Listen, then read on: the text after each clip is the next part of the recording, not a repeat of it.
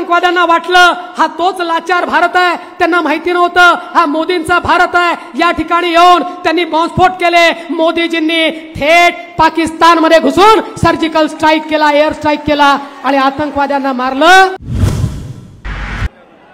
भारत माता की, भारत माता की, छत्रपती शिवाजी महाराज की, धर्मवीर छत्रपती संभाजी महाराज की, जय श्रीराम, जय जय श्रीराम। हिंदवी स्वराज्याचे सरसंस्थापक छत्रपती शिवरायांना मानाचा मुजरा करतो। भारतीय राज्यघटनेचे शिल्पकार भारतरत्न डॉक्टर बाबासाहेब आंबेडकर यांना मानवंदना अर्पित करतो।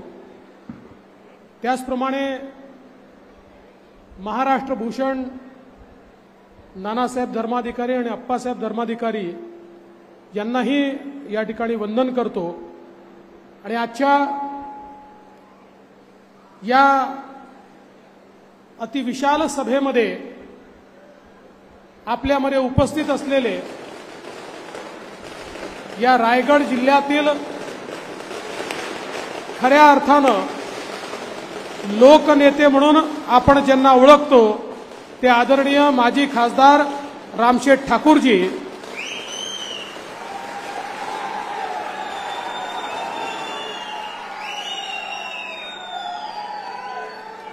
आपले उमेदवार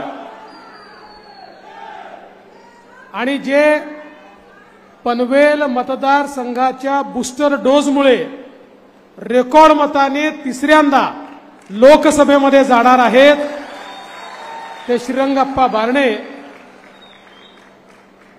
या मतदारसंघाचे तरुण तडफदार आणि कार्यसम्राट आमदार प्रशांत ठाकूरजी, सन्माननीय बाळासाहेब पाटील, अविनाशजी कोळी, नितीनजी पाटील, अरुण शेठ भगत, परेशजी ठाकूर, चारुशीलाताई घरत, प्रकाशजी बिनेदार, रामदासजी शेवाळे, प्रथमेश सोमण, कुंदाताई गोळे, महादेव पाटील, भीमसेन माळी, शिवदास कांबळे, नरेंद्र गायकवाड, संदेश ठाकूर, योगेश चिले, नितीन काळे, अतुल चव्हाण, मनीषाताई ठाकूर, मंचावरील सर्व मान्यवर, कोणाचं नाव सुटलं असेल तर लिस्ट तयार करणाऱ्याची चूक आहे, माझी चूक नाही आहे, तरी देखील मी अधिक क्षमा मागतो। आणि या विराट संख्येने उपस्थित असलेल्या माझ्या सर्व माता भगिनी आणि बंधूंनो, तुमची संख्या पाहिल्यानंतर माझ्या मनात कुठलीच शंका उरलेली नाही की यावेळेस बारणे साहेबांकरता पिंपरी चिंचवडचा रेकॉर्ड पनवेल तोडणार आहे। आणि आमच्या प्रशांत दादांनी ठरवलंच आहे की सर्वात जास्त लीड हा प्रशांत दादा या मतदारसंघात देणार आहेत।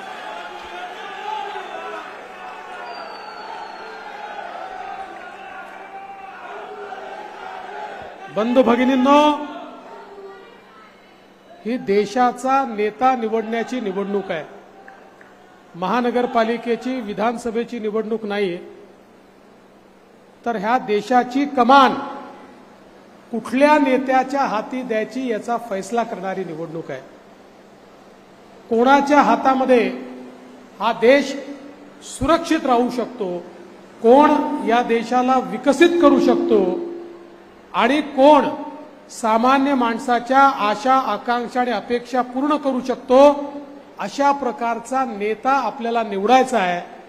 आणि हा नेता निवडत असताना दोनच पर्याय आपल्या जवळ आहेत।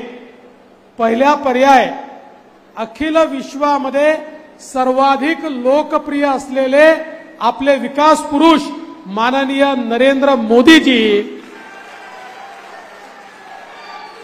आणि मोदीजींच्या नेतृत्वात आपली महायुती, ज्यामध्ये एकनाथराव शिंदेजींच्या नेतृत्वातली शिवसेना आहे, अजितदादांच्या नेतृत्वातली राष्ट्रवादी काँग्रेस आहे राज ठाकरेंची मनसे आहे, आठवले साहेबांची त्या ठिकाणी रिपब्लिकन पार्टी आहे, पिरिपा आहे, रासपा आहे, जनसुराज्य आहे, अशी वेगवेगळ्या पक्षांची मिळून मोदीजींच्या नेतृत्वातली आपली युती एकीकडे आहे आणि दुसरीकडे कोण आहे? राहुल गांधी. राहुल गांधींच्या नेतृत्वामध्ये 24 पक्षांची खिचडी. आता सवाल आपल्या समोर आहे, 2 आघाड्या तयार झाल्या आहेत, 2 ध्रुव तयार झाले आहेत, 2 नेते अमोरासमोर आहे. कोणाच्या तरी एकाच्या हातामध्ये या ठिकाणी आपला देश द्यायचा आहे. बंधू भगिनींनो, मोदीजींच्या नेतृत्वातली आपली महायुती कशी आहे? ही विकासाची गाडी आहे, विकासाची मेट्रो आहे. याचं इंजिन नरेंद्र मोदीजी आहेत आणि बाकी सगळे पक्ष जे आहेत ते पक्ष बोगीच्या रूपानं या इंजिन सोबत धावतायत. आणि आपल्या या गाडीमध्ये दीन, दलित, गोर, गरीब, आदिवासी, शेतकरी, शेतमजूर, महिला, अल्पसंख्याक, ओबीसी, भटके, विमुक्त सगळ्यांकरता जागा आहे. सगळ्यांना गाडीत बसवून सबका साथ सबका विकास म्हणत मोदीजी विकासाकडे घेऊन जातात. अशा प्रकारची आपली गाडी आहे. दुसरीकडे अवस्था काय आहे? दुसरीकडे बोगी नाहीच आहे, फक्त इंजिन आहे. आणि मनसेचं इंजिन नाही, ते आपल्याकडे आहे. दुसरीकडे फक्त इंजिन आहे. राहुल गांधी म्हणतात मी इंजिन आहे, शरद पवार साहेब म्हणतात मी इंजिन आहे, उद्धव ठाकरे म्हणतात मी इंजिन आहे, लालू प्रसादांचा पोरगा म्हणतो मी इंजिन आहे, मुलायम सिंगाचा पोरगा म्हणतो मी इंजिन आहे, स्टॅलिन म्हणतो मी इंजिन आहे, ममता बॅनर्जी म्हणते मी इंजिन आहे. त्या ठिकाणी सगळे इंजिनच आहेत. बरं, यांचे इंजिन कसे आहेत? एक इंजिन मुंबईकडे ओढतो, दुसरा बारामतीकडे ओढतो, तिसरा अजून पूर्वेकडे ओढतो, दुसरा दक्षिणेकडे ओढतो. यांचं इंजिन चालतही नाही, डुलतही नाही, हलतही नाही, बोलतही नाही, ठप्प पडलेलं इंजिन आहे. आणि माझा तुम्हाला सवाल आहे, आपल्या गाडीत तर सगळ्यांना बसायला जागा आहे, इंजिनमध्ये बसायला किती लोकांना जागा असते? ड्रायव्हरच्या व्यतिरिक्त कोणी इंजिनमध्ये बसू शकत नाही. बंधू भगिनींनो, लक्षात ठेवा, राहुल गांधीच्या इंजिनमध्ये फक्त प्रियंकाजी आणि सोनियाजी करता जागा आहे. उद्धव ठाकरेजींच्या इंजिनमध्ये फक्त आदित्य ठाकरेंकरता जागा आहे. आणि शरद पवार साहेबांच्या इंजिनमध्ये फक्त सुप्रिया सुळेंकरता जागा आहे. तुमच्याकरता जागा नाही आहे. पण ज्या क्षणी तुम्ही श्रीरंगप्पा बारणे यांच्या धनुष्य बाणाचं बटन दाबाल, त्या क्षणी मावळ मतदारसंघाची बोगी थेट मोदीजींच्या इंजिनला लागेल आणि मावळ मतदारसंघ हा वेगानं पुढे जाईल. आज आपण पाहतोय, आपण गेले 10 वर्ष आप्पांना या ठिकाणी निवडून दिलं आणि सातत्याने आपल्या सुखदुःखामध्ये श्रीरंगप्पा बारणे आपल्या सोबत राहिले आहेत. आणि बंधू भगिनींनो, आपण एक गोष्ट अजून लक्षात घेतली पाहिजे की गेल्या 10 वर्षामध्ये देशाचे प्रधानमंत्री माननीय मोदीजींनी ज्या प्रकारे हा देश बदलला, आज जगातले अर्थशास्त्री या ठिकाणी आश्चर्य करतायत, हे विकासाचं मोदी मॉडेल काय आहे? 10 वर्षामध्ये देशामध्ये 25 कोटी लोकांना मोदीजींनी गरिबीच्या बाहेर काढलं. जग म्हणताय कसं शक्य झालं? जगातले अर्थशास्त्री येत आहेत, ते मोदी मॉडेल तपासतायत. आणि हे करण्याकरता मोदीजींनी 20 कोटी लोक जे झोपडीत राहायचे त्यांना पक्क घर दिलं. 50 कोटी लोक ज्यांच्याकडे चूल होती त्यांच्याकडे गॅस दिला. 55 कोटी लोक ज्यांच्या घरी शौचालय नव्हतं त्यांच्या घरी शौचालय दिलं. 60 कोटी लोक 70 वर्षानंतर देखील आमच्या आया बहिणी घागर घेऊन नळावर जायच्या, नदीवर जायच्या, विहिरीवर जायच्या. 60-70 वर्षानंतर या 60 कोटी लोकांच्या घरी शुद्ध नळाचं पाणी पोहोचवण्याचं काम हे मोदीजींनी या ठिकाणी करून दाखवलं. समाजातल्या प्रत्येक घटकाला मदत करण्याचं काम मोदीजींनी केलं. आपल्याला मला सांगितलं पाहिजे, आमच्या तरुणाईला मुद्रासारखी योजना मोदीजींनी दिली. मुद्रा योजनेच्या अंतर्गत 10 लाखापर्यंतचं लोन विना तारण आणि बिना गॅरंटरचं देण्याचा निर्णय मोदीजींनी घेतला. एक काळ होता आपले तरुणाई बँकेत जायची तर बँक विचारायची तुमच्याकडे तारण ठेवायला जमीन जुमला आहे का, किंवा कोणी सरकारी अधिकारी तुमचा नातेवाईक आहे का, त्याची गॅरंटी आणा तर तुम्हाला कर्ज मिळेल. मोदीजींनी त्या ठिकाणी सांगितलं या सगळ्या लोकांची गॅरंटी मी घेतो आणि देशामध्ये 61 कोटी लोकांना 10 लाखापर्यंतचं कर्ज हे बिना गॅरंटीचं आणि बिना तारण मिळालं. आणि एवढ्या मोठ्या संख्येने माता भगिनी उपस्थित आहेत. याच्यामध्ये 31 कोटी महिला आहेत की ज्यांना हे कर्ज मिळालेलं आहे, ज्या आपल्या पायावर उभ्या राहिल्यात. एवढंच नाही, 80 लाख बचत गट तयार केली, त्याला 8 लाख कोटी रुपये मोदीजींनी दिले आणि त्या बचत गटाच्या माध्यमातून 10 कोटी महिलांना काम हे मोदीजींनी दिलं. त्यातल्या 3 कोटी महिलांना आता मोदीजी लखपती बनवत आहेत. 1 कोटी महिला बनलेल्या आहेत आणि हळूहळू 10 कोटी महिलांना लखपती बनवण्याचा निर्णय या देशामध्ये मोदीजींनी घेतला. कारण मोदीजी हे म्हणतात एक पुरुष हा आपल्या पायावर उभा राहिला तर फक्त पुरुष पायावर उभा राहतो, पण जेव्हा एक महिला पायावर उभी राहते त्यास पूर्ण कुटुंब आपल्या पायावर उभं राहतं. आणि म्हणून देशाच्या मुख्य धारेमध्ये महिलांना आणण्याकरता मोदीजींनी सर्वाधिक प्रयत्न केले. आणि आता तर आमच्या मंचावर कमी महिला दिसत आहेत, पण 2026 नंतर अर्धा मंच महिलांकरता रिकामा करून द्यायचा आहे.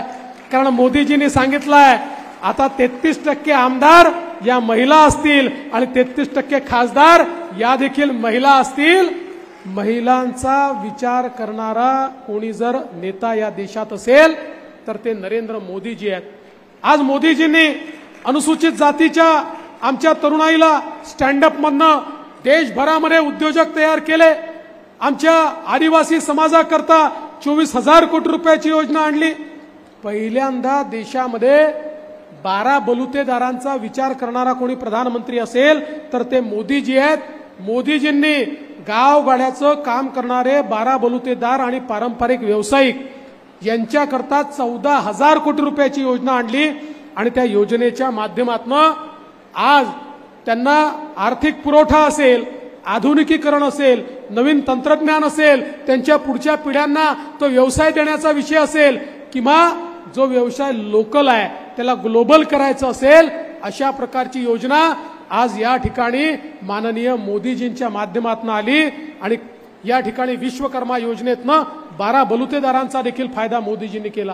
समाजाच्या प्रत्येक घटकाचा विचार, शेतकऱ्यांपासून कष्टकऱ्यापर्यंत प्रत्येकाचा विचार, मच्छीमारांपासून त्या कामगारांपर्यंत प्रत्येकाचा विचार या ठिकाणी मोदीजींनी केला. आणि हे करत असताना मोठ्या प्रमाणात मोदीजींनी इन्फ्रास्ट्रक्चरवर पैसा खर्च केला.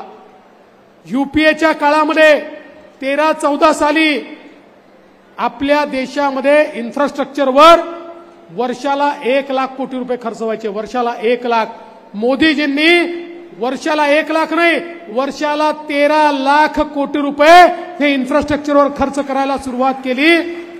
परिणाम असा झाला, हायवेज बनले, नवीन एअरपोर्ट बनले, नवीन पोर्ट बनले, नवीन पूल बनले, नवीन सिंचनाच्या योजना झाल्या, घरं बनली, वेगवेगळ्या प्रकारचं इन्फ्रास्ट्रक्चर तयार झालं आणि त्यातनं आपण विकासाकडे गेलो.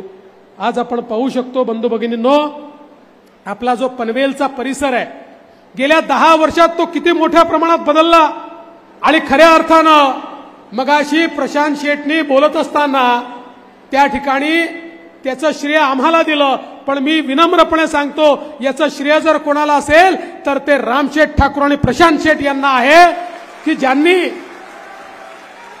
नेते जे असतात, नेते हे द्रष्टे असले पाहिजे, त्यांना दृष्टी असली पाहिजे. शांतपणे एकेका कामाचा पाठपुरावा करणारे प्रशांत शेठ ठाकूर यांच्यामुळे एक मोठं परिवर्तन या ठिकाणी घडलं.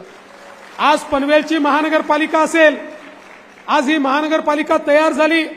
ती तयार झाल्यानंतर सातत्याने पाठपुरावा करून आज 400-450 कोटी रुपये वर्षाला जीएसटीतनं त्या ठिकाणी मिळतात. त्याच्याकरता प्रशांत शेटनी जो पाठपुरावा केला. आज इकडचे वेगवेगळे कामं आहेत, रस्त्यांची कामं असतील, मेट्रोची कामं असतील, ही सगळी कामं आज त्यांचा पाठपुरावा या ठिकाणी आहे. आणि त्यासोबत आपल्या खासदारांची साथ त्यांना आहे. आणि त्यामुळे आज एवढ्या मोठ्या प्रमाणात ही कामं होताना दिसत आहेत. मी तुम्हाला हे सांगण्याकरता आलोय, मोदीजी छोटं स्वप्न पाहत नाही. आज आपण हा अटल सेतू पाहतो, ट्रान्स हार्बर लिंकचं स्वप्न 1972 साली तयार झालं होतं, पण ते पूर्ण होऊ शकलं नाही. 2014 साली देशामध्ये मोदी सरकार आलं, महाराष्ट्रात आपलं सरकार आलं. तुमच्या आशीर्वादानं मला मुख्यमंत्री होता आलं आणि मोदीजींच्या मदतीनं हा trans harbour link Atal Setu आपण तयार केला. नवी मुंबईच्या विमानतळाचं काम या ठिकाणी त्याचं स्वप्न 90त पाडण्यात आलं, पण 1990 पासनं तो रोज मागे पुढे व्हायचा.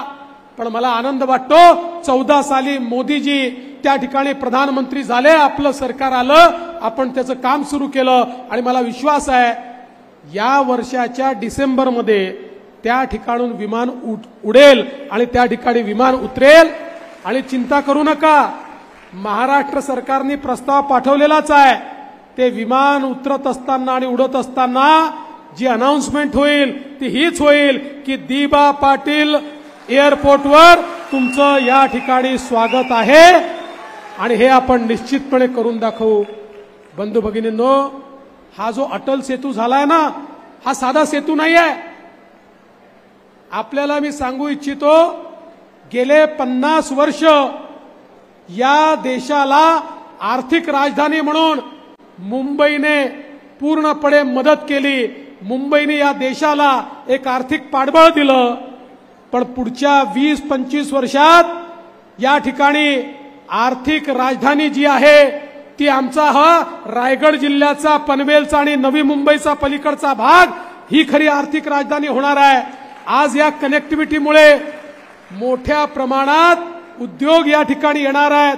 मी तर बघतोय पुढच्या 15-20 वर्षामध्ये किमान 20 लाख हाय पेड जॉब्स, साधे जॉब्स नाही, 20 लाख हाय पेड जॉब्स हे या क्षेत्रामध्ये तयार होणार आहेत आणि इतक्या मोठ्या प्रमाणात या क्षेत्राचा विकास होणार आहे.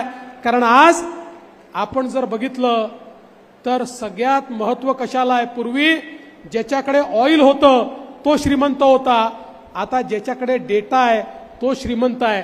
आणि तुम्हाला मला सांगताना आनंद वाटतो, भारत देशाची 65% डेटा सेंटर कॅपॅसिटी ही या रायगड आणि नवी मुंबईच्या परिसरामध्ये आहे. म्हणजे भारताचा सगळा खजिना हा आता तुमच्याकडे या ठिकाणी तयार झालेला आहे. हे सगळं का होऊ शकलं, या देशामध्ये मोदीजींची सरकार असल्यामुळे होऊ शकलं. आणि आता तर बंधू भगिनींनो, अशा प्रकारची संधी तयार झाली आहे. कोविडच्या नंतर जगाचा विश्वास हा चीनवरनं उठलाय आणि आता जग जवळपास 30 वर्ष चीनला फॅक्टरी ऑफ वर्ल्ड म्हणून बघत होतं. जगातलं मॅन्युफॅक्चरिंग हे गेले 30 वर्ष चीनमध्ये व्हायचं, पण आता जगाला असं वाटतं चीनवर भरोसा ठेवता येत नाही आणि म्हणून ते चीनमधनं बाहेर पडतायत, कोविड नंतर बाहेर पडतायत. आणि अशा वेळी जगातले सगळे उद्योजक हा विचार करतायत आता कुठल्या देशात जावं. त्यावेळी त्यांना एकच देश नजरेसमोर दिसतोय की ज्या देशामध्ये एक मजबूत नेता आहे आणि तो देश म्हणजे आपला भारत देश आहे. जगातनं मोठ्या प्रमाणात गुंतवणूक येते आणि ती भारतात आल्यानंतर साहजिकच ती गुंतवणूक महाराष्ट्रामध्ये येते आणि महाराष्ट्रामध्ये येत असताना आपला हा जो सगळा नवीन परिसर आहे, रायगडचा जिल्हा आहे आणि हा जो सगळा नवीन परिसर होतोय या परिसरामध्ये सर्वाधिक गुंतवणूक येते. म्हणून बंधू भगिनींनो, आज मोदी सरकारमुळे आपल्या संपूर्ण या परिसराचं चित्र बदलत आहे. आणि हे चित्र बदलत असताना सगळ्यात महत्वाचं काय आहे, हे चित्र बदलत असताना भूमिपुत्रांना सोबत घेऊन हे चित्र बदललं पाहिजे. अशा प्रकारच्या मानसिकतेतनं आजपर्यंत आम्ही विकास केलेला आहे. आणि म्हणून मी तुम्हाला एवढंच निवेदन करण्याकरता आलोय, साधा निवडणूक ही नाही, हा देश कोण सुरक्षित ठेवू शकतो याची ही निवडणूक आहे. आज आपण बघा, मोदीजींचं नेतृत्व वैश्विक नेतृत्व झालंय.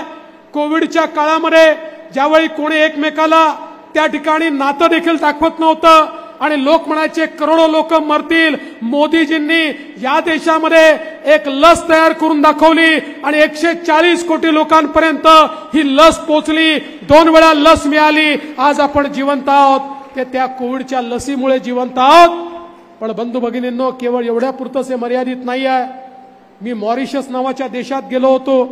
तिथल्या मराठी मंडळींनी छत्रपती शिवरायांचा पुतळा बसवला.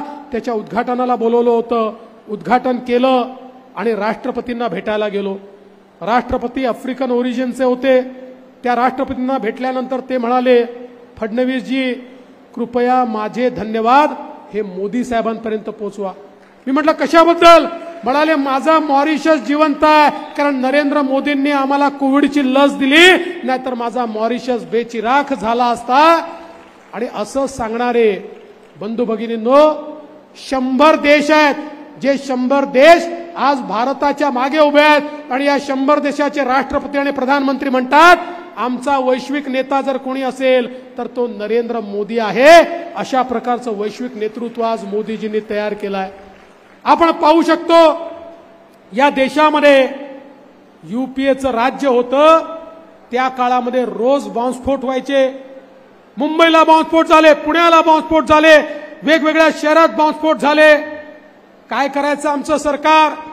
आमचे तेव्हाचे प्रधानमंत्री बॉम्बस्फोट झाला की पाकिस्तानचा निषेध करायचे, मग अतितीव्र निषेध करायचे, मग पुन्हा बॉम्बस्फोट व्हायचा, मग आमचे प्रधानमंत्री अमेरिकेकडे जाऊन तिथल्या राष्ट्रपतीकडे जाऊन रडायचे, त्याला डोजियर द्यायचे आणि सांगायचे बघा बघा तो पाकिस्तान आमच्याकडे बॉम्बस्फोट करतो, तुम्ही त्याला समजवा.